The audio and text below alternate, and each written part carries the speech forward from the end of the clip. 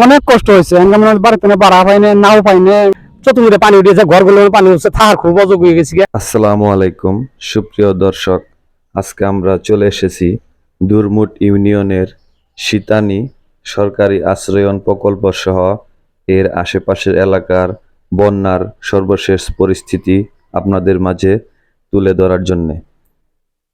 দুরমুট ইউনিয়নটি হচ্ছে জামালপুর জেলার মেলান্দহ উপজেলার অন্তর্গত। গত কয়েকদিন থেকে এখানে অনেক বন্যা দেখা যাচ্ছে। তো চলুন এখানকার স্থানীয় মানুষদের মুখেই বিস্তারিত শোনা যাক।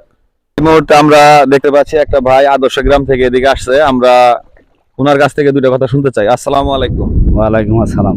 ভাই, আপনাদের এদিকে বন্যা পরিস্থিতি কেমন দেখতেছেন? বন্যা তো ভয়াবহ, বন্যা তো মানুষের ক্ষয়ক্ষতি অনেক হয়ে গেছে। অনেকের ঘরে মনে হয় পানি উঠে গেছে না? অনেকের ঘরে পানি উঠছে। তো এই যাবত আপনাদের এদিকে কি কোনো সরকারি বা কোনো বেসরকারি কোনো অনুদান আসে নাই? কোনো অনুদান আসে না নাই? না না।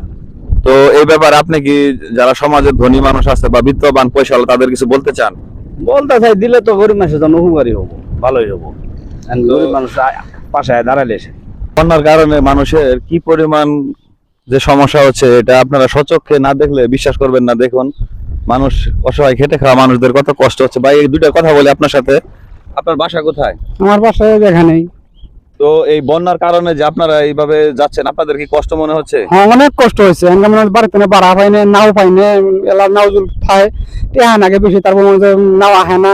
খুব কষ্ট। 2 দিন বাড়িতে থাকলাম, তারপরে মনে হচ্ছে আদার বাজার নাইকে এনকে পার হওয়া পাইনি, পোলা হানো কান্দাকাটি করে অনেক সমস্যা আছে। আচ্ছা, আপনাদের বাসার পাশে মানে বাড়িতেও কি পানি উঠছে? হ্যাঁ, বাড়ির পানি, কিন্তু সেও নামা এলাকা। মনে করেন যে খালি ঘরটা চাঙ্গা ছিল, আমার ঘরটা চাঙ্গা নামা হইলে মানে ঘর পানি। তো এই মুহূর্তে আপনাদের অনেক কষ্ট হচ্ছে বন্যার কারণে? জি জি, আমার ঘরে এনকে মনে করেন যে আমি সামান্য তুমি পানি উঠে নাইকে এনকে খাওয়া দাওয়া কষ্ট, বনার জন্য মনে হচ্ছে পানি খান অনেক কষ্ট।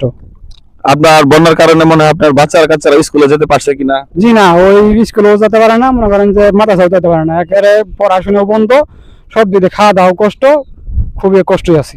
তো আচ্ছা ভাই, আপনার কাছে একটা ছোট প্রশ্ন জানতে চাই। সেটা হলো, এই যে বন্যা এত ভয়াবহতার মধ্যে আপনারা যে এত কষ্টে আছেন, তো সরকারি বা বেসরকারি কোনো সংস্থা থেকে আপনাদের যাবত কোনো সহায়তা বা ত্রাণ দিয়েছে কিনা? না না, আঙ্গরে মনে করেন যে কোনো খোঁজ খবর নেই, কোনো কিছু দেয় নাই, যে কিরকম পানি মধ্যে আসো, কি বা সমাজের ভালো খুঁজো নাই, দেওয়া নাই কোনো কিছু পাইও নাই।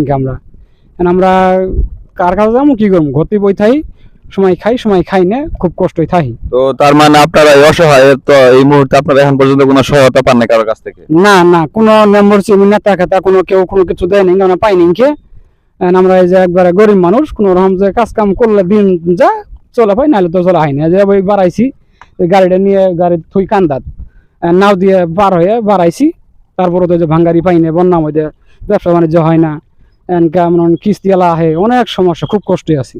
তো ভাই, থ্যাংক ইউ। ইনশাল্লাহ ধৈর্য ধরেন, আল্লাহ তাআলা আপনাদের সাথে আছে। ধন্যবাদ। এটা হচ্ছে শীতানি সরকারি আশ্রয়ন প্রকল্প। দেখেন চারদিকে ওই পানি। চলুন এখানে যারা থাকে তাদের মুখ থেকে শুনি বিস্তারিত। তো এই মুহূর্তে আমরা আছি দুরমুট ইউনিয়নের এই যে শীতানি যে সরকারি আশ্রয়ন প্রকল্প। দেখতে পাচ্ছেন আশ্রয়ন প্রকল্পে কিন্তু অলরেডি অনেক পানি আরো ছিল, ইনারা যা বললো।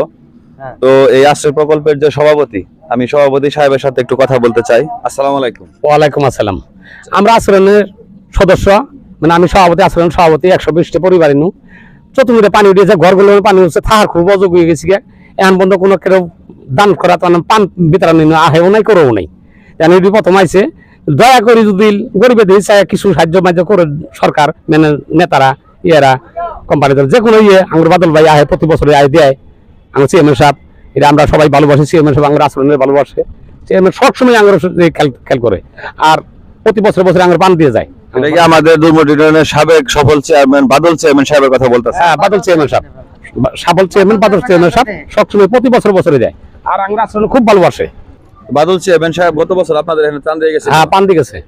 তো আমরাও চেষ্টা করবো ইনশাল্লাহ বাদল চেয়ারম্যান সাহেবকে খুঁজে বের করে ওনাকে আবার রিকোয়েস্ট করার জন্য, এই গরিব অসহায় মানুষদের মাঝে যেন কিছু করতে পারে। তো চাচা, আপনিও কি এখানে থাকেন? আপনার ঘরেও কি পানি উঠছে? আপনার মনে হয় থাকা খাওয়া অনেক কষ্ট হইতাছে? আপনাদের এ যাবৎ কেউ কোনো সাহায্য সহযোগিতা করছে? আপনাদের কোনো সাহায্য পাইছেন? পাইনি। তো এই হচ্ছে এখানকার সাধারণ মানুষের কথা। তারা এখন পর্যন্ত কোনো সাহায্য সহযোগিতা পায় নাই, সরকারি বা বেসরকারি। তো সমাজে যারা অনেক বিত্তবান আছেন, অনেক পয়সাওয়ালা আছেন, অনেক টাকা এদিক সেদিক নষ্ট করেন, এটা না করে যদি অসহায় গরিব মানুষদের একবেলার খাবারের ব্যবস্থা করে দিতে পারেন, তার পুরস্কার ইনশাআল্লাহ আপনারা আল্লাহর কাছে পাবেন। আল্লাহ দেবে। এই প্রত্যাশা রেখে এখানে শেষ করছি। আসসালামু আলাইকুম।